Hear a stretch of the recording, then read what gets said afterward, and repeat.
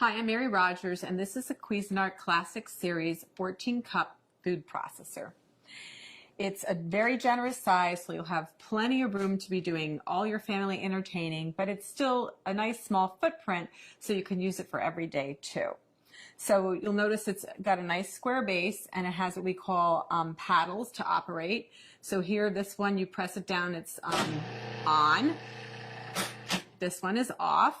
And if you press and hold this one down intermittently, it would be for pulsing. So, has a nice smooth finish. It's stainless steel on the outside. Has a lid that you remove by twisting and just pulling it off. It's really simple and easy to operate. This is your feed tube. And there's also a smaller feed tube inside, which I'm going to show you how to use a little bit later. And you can actually drop things in through the feed tube like garlic. We're going to do garlic and jalapeno.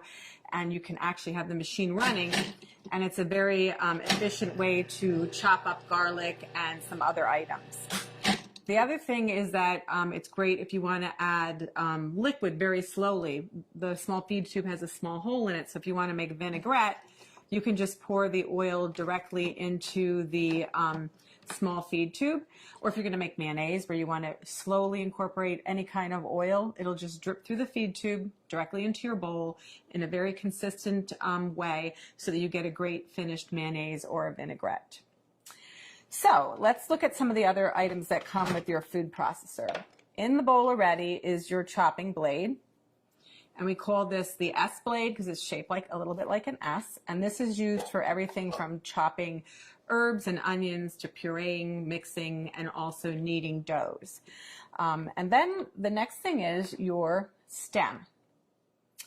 And the stem is attached to the bottom of your discs by lining up this arrow here with this one here. It's a little hard to see. And you just press this down and turn to lock it into place. And then what you would do is you hold your disc by the edges, and there's also a little icon up here. It's the same shape as the stem on the bottom, and if you line those two up, you can just slip it in really easily. So that's the shredding disc, and it's medium. We always recommend that you lay the disc down and then put on the stem accordingly. And to do any type of slicing and shredding, you would use the medium slicing disc, not shredding, slicing. And you do the same thing. You line the little arrows up. You press and turn to lock it into place. Always hold it by the edges. And once again, if you line the stem up, I'm not doing it very good, but this is the way it goes. You just slide it right into the work bowl. And then what you would do is you put your lid back on and you would slice and shred. So you could either use the pulse function to slice, or what you can do is you can turn it on. But as soon as you remove the feed tube, it'll stop. So that you would then add more ingredients, and we can do batch processing. So you would add, let's say, potatoes, slice, and then continue on. And then we're going to turn it off. So what we're going to do today, that's all of the parts that come with your food processor. And also you get a little spatula we help you with. What we're going to do now is we're going to put in the chopping blade. I'm going to show you how to make a guacamole very quickly and easily.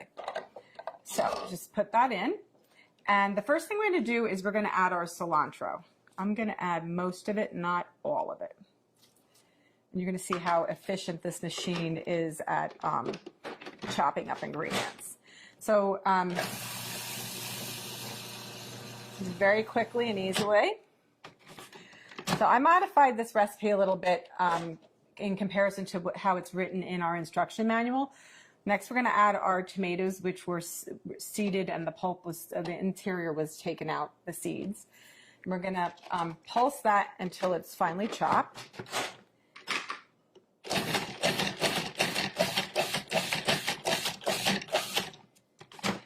When you first start using a food processor, it's a good idea to actually use the pulse function because of the fact that you know, you just want to get used to using it. You also want to get used to the consistency, and it gives you much greater control. So I'm just going to reserve this. Sorry, this is like a,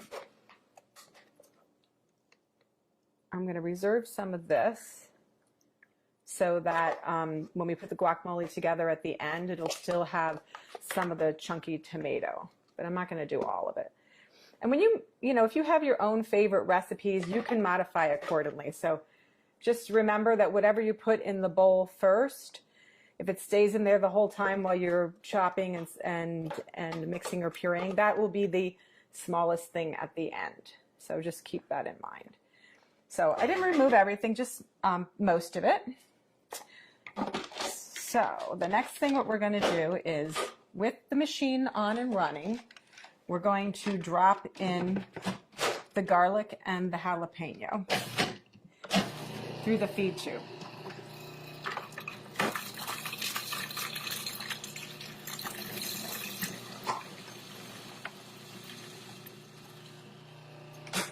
We're going to stop and just scrape down the bowl.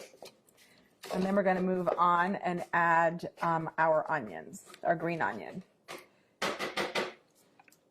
Whoops, sorry. So we have to add the green onion. Again, we're going to chop that until it's fine.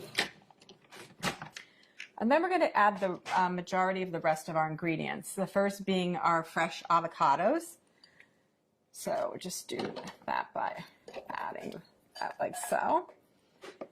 And the last of the ingredients, so of course lime juice. This helps keep your guacamole also very fresh looking and gives it lots of extra flavor. This is the salt,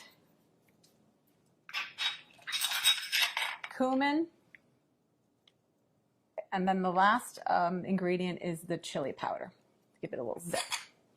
So now what we're going to do is we're going to put the lid back on, and then we're going to pulse until it's really creamy.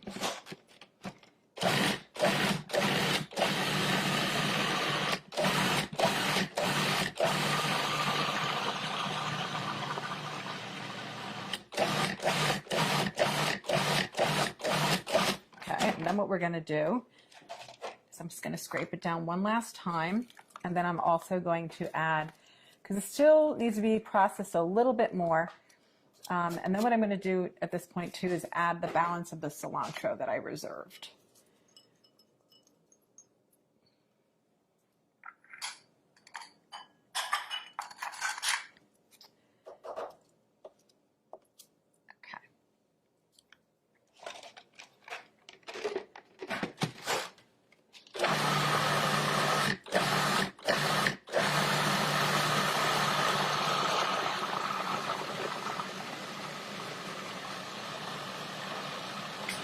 Okay, that looks like it's mixed really well because it's very creamy. I'll show you.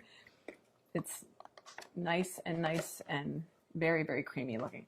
So the last step is to add back in the tomatoes and the cilantro. And this is really just so that they don't become, you know, when you're pureeing the guacamole, you know, if it stays in there the whole time, you won't see the chunks of the tomato anymore. Let's just add that back in, and we're going to pulse until it's incorporated.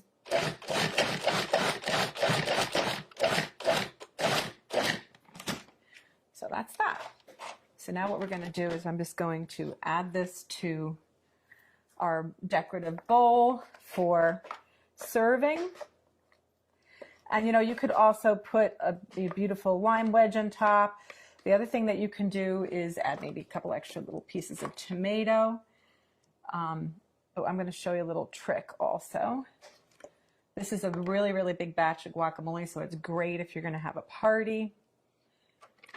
But the other thing too to remember is if you are going to be making this and then serving it like later, it's a good idea to put a couple of the pits in with the guacamole in the meantime, because this actually helps it, along with the lime juice, from turning brown on you. So you want to just cover this up.